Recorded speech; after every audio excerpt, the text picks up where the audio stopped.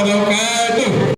Wakil Kepala Bidang Kesiswaan, seluruh panitia yang bekerja keras mensukseskan kegiatan ini, mudah-mudahan apa yang kita laksanakan pada kesempatan ini selama 10 hari kurang lebih membawa manfaat dan menjadi amal ibadah kita sekalian. Amin ya rabbal.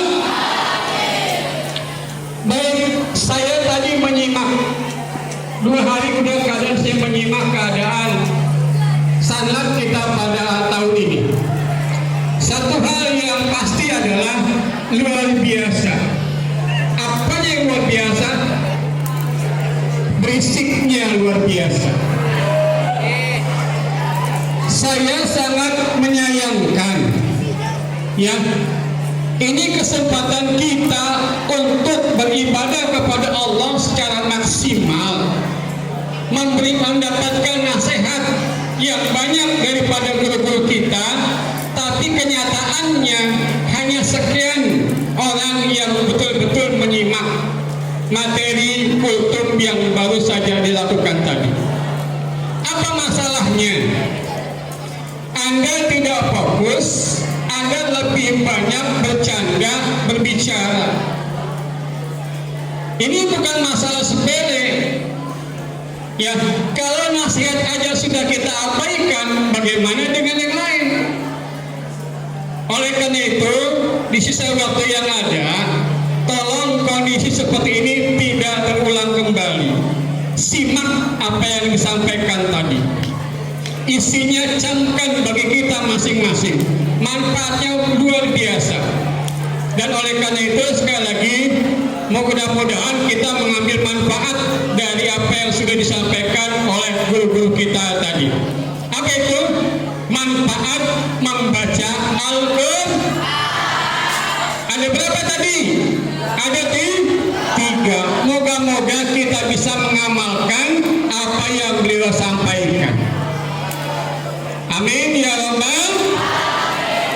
Ya, saya tidak akan banyak membahas kultum tadi. Saya ingin menyimak yang tema sanad kita pada tahun ini. Cakep luar biasa. Yang pertama adalah Ramadan aktif, Ramadan suci, saling berbagi untuk meraih cinta ilahi. Sudahkah kita menyimak makna dari tema kita ini? Baik, kita awali dengan Ramadan aktif. Dulu, yang namanya sejarah pasti zaman dulu ya. Dulu 14 abad yang lalu, Nabi dan para sahabatnya dalam keadaan puasa menempuh jarak 150 km dari Madinah menuju desa apa? Desa Badar. Tahu kan? Perang Badar itu kejadiannya bulan puasa. Jarak dari Madinah ke kota Badar itu 150 km, ditempuh kalau pakai kuda 5,5 jam baru nyampe. Sedangkan waktu itu Nabi usianya udah 55 tahun. Bayangkan, Nabi usia 55 tahun, mungkin saya aja udah 56, segini keadaannya.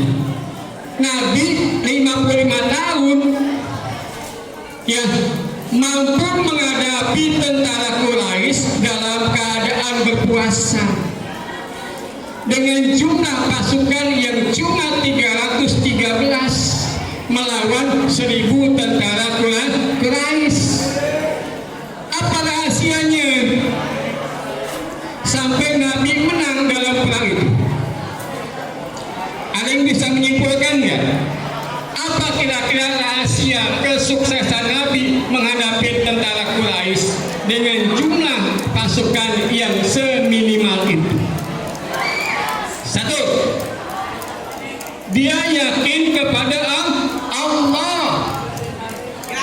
Ya, semalam semalaman menjelang perang itu Nabi berdoa sampai pagi, sampai subuh dengan mengangkat tangannya tinggi-tinggi. Nabi bermunajat kepada Allah agar diberikan kemenangan. Kenapa? Kalau pasukan muslim kalah waktu itu, maka Nabi Islam tidak akan berkembang, tidak akan sampai kepada kita mungkin. Itulah sebabnya kita mesti mencontoh etos kerja, semangat yang luar biasa yang diberikan oleh Nabi dan pengikutnya dan umatnya kepada kita sekalian. Kalau kita dengan ceramah aja udah nggak fokus, apalagi disuruh perang melawan musuh. Kalau kita ini kadang-kadang saya mau curhat dikit nih. Saya sering ngasih tugas, ayo kerjakan soal pilihan ganda 20 soal langsung. Pak, kagak pakai soal kan? Ya, selalu itu saya dapati. Padahal yang namanya belajar, yang namanya ngerjain tugas pasti nulis soal. Apa pertanyaannya? Pak, soalnya nggak dituliskan. Jawabannya aja langsung. Saya sih kesel sih kagak, cuma gergetan aja gitu. Kok belajar nggak mau nulis? Yang namanya belajar, satu nulis, dua pasti baca. Di sini yang agak kurang kelihatannya minat baca yang sangat minim. Oleh karena itu, kita bisa menyadari bahwa ayat pertama yang turun yang Allah berikan kepada Muhammad bunyinya adalah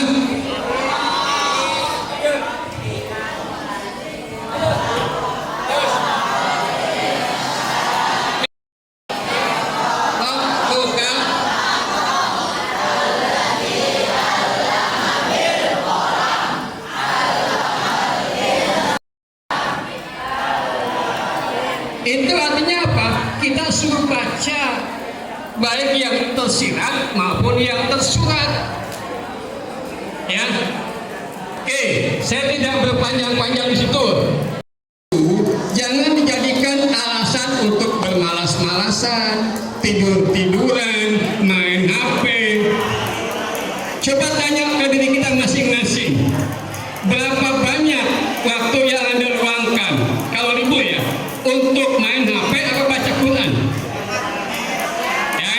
Kebanyakan waktu kita gunakan untuk main baca Qurannya berapa menit? Nah, oleh karena itu sekali lagi mumpung masih ada waktu, kita masih sekarang hari keberapa? Ke-11, berarti etapa kedua sudah dimulai. Kita tinggal melaksanakan ini dengan sebaik-baiknya, jangan sampai nyesel. Ya, sayang kalau Ramadan tahun ini kita tidak manfaatkan secara maksimal. Kita tidak tahu tahun besok kita masih ada apa kagak. Ya. Yang berikutnya, Ramadan suci. Ini maksudnya apa? Ramadan adalah bulan yang suci. Kenapa? Karena disinilah Allah dan diri kita semuanya berupaya mensucikan diri dari perbuatan-perbuatan maksiat. Maksiat mata, maksiat mulut, maksiat kuping, kurangi atau minimal dihilangkan. Sehingga seluruh aspek dalam tubuh kita itu bisa ikut puasa. Enggak cuma fisiknya puasa, tapi mulut kita puasa dari ngomongin orang, mata kita puasa dari ngelihat yang enggak senonoh, kuping kita puasa dari mendengarkan gibah dan lain sebagainya. Yang berikutnya, saling berbagi. Sudahkah ini kita laksanakan? Ya, saya pengen sebetulnya tiap hari itu ada infak. ya ada infak yang setiap hari pagi kita wajib kita edarkan, karena di sini ya betul-betul kegiatan itu ditunjang oleh kegiatan atau keuangan dari infak siswa. Oleh karena itu ya jangan sungkan-sungkan untuk berinfak. Dan yang terakhir adalah meraih cinta ilahi. Ini puncak dari semua ya, puncak dari semua kegiatan Ramadan tahun ini sesuai dengan firman Allah dalam surat Al-Baqarah ayat 183 yang bunyi adalah, ayo sama-sama, ya ayyuhal anu tiba alaikumus siyam min qablikum la'allakum tattaqun.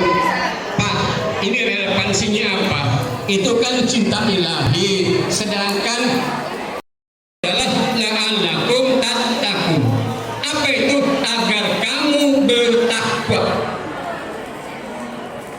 Relevansinya apa? Allah itu kalau sudah cinta kepada umatnya, kepada hambanya, maka apapun akan dikasih. Bisa diam nggak? Ya, Allah itu kalau sudah cinta kepada umatnya, apapun dikasih. Jangan bandingkan cinta Allah dengan cinta umatnya. Cinta Allah itu menyeluruh dalam kehidupan kita sehari-hari. Oleh karena itu, kita hidup di dunia itu mencintai segala sesuatu mestinya atas dasar cinta kepada Allah. Kenapa? Karena cinta kepada Allah adalah cinta di atas segalanya. Jadi mudah-mudahan ya Allah memberikan cintanya kepada kita agar kita mendapat ridhonya. Ya, saya kira itu apa yang dapat sampaikan. Kurang lebihnya mohon maaf. Yang benar datangnya dari Allah, yang salah datangnya dari saya. Sekian, assalamualaikum warahmatullahi wabarakatuh.